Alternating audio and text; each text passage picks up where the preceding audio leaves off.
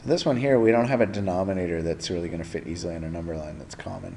You can tell that it would be 24, but 24 is pretty hard to show on a number line.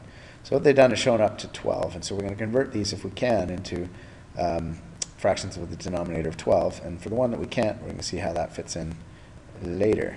Whoop, I'm on the wrong thing. Hang on a second. Okay, so here we have our conversions. I'll just write them up here. 2 and 1/12.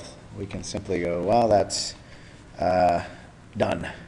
Very easy. And these are all, if you look at it, set up. So there are 12. Between 2 and 3, 12 equal parts make up the whole. So this is really, how many twelfths? 24 twelfths. Also known as 2. And here we have 36 twelfths, also known as 3. Okay, so we can fit 2 and 1/12 here pretty easily. This is 2 and 1/12. It's just beyond 2. It's 1/12 of the way up to 3. And then here we have 15/8. We can hold off on this one because this one's a little bit tricky. Can't turn that into twelfths. Here we have 17/6. We can turn that into twelfths. 17/6 is 34 twelfths. So I'm going to start here at 24, 25, 26, 27, 28, 29, 30, 31, 32, 33, 34. Whew. And so there's 17/6. Now the last one, 2 and 3/4. Here we have 2 1/2, which would be known as 25, 26, 27, 28, 29, 30 twelfths.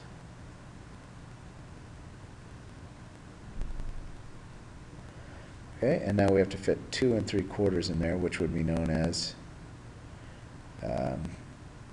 just between 2 1/2 and 3. So here's one where we can use benchmarks.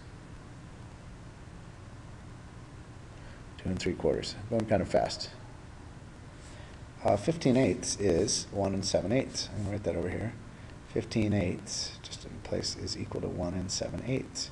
So here's where you can use benchmarks. If you know this is 1 1/2 and this is 2, right in the middle here is 1 3/4. Okay, but we're talking about 7/8. Well, how much would this be in eighths? 1 3/4 would be 1 6/8.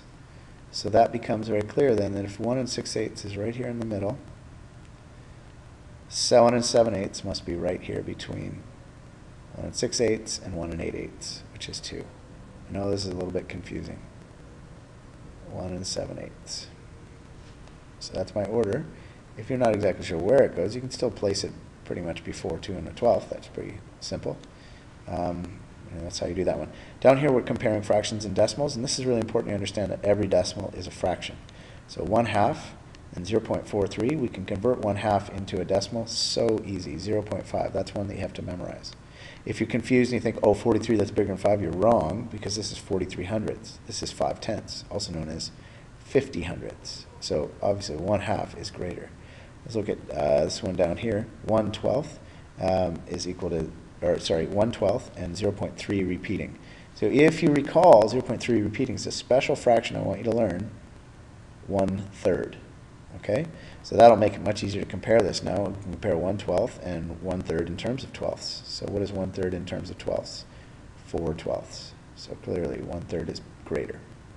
Down here we have 7/8. And this is going to be one that you're going to want to learn. But if you don't, that's okay. This is really 5/8. 0.125 is 1/8, and so you can calculate what 5 of those would be. It's 0.675. It doesn't always work that great because you have to know a little bit of multiplication there, but I can use a calculator. You can always convert any fraction into a decimal because it's a division question. 7/8 is 7 divided by 8, and that's equal to 0.875. So which is greater, 0.875 or 0.675? Clearly 0.875.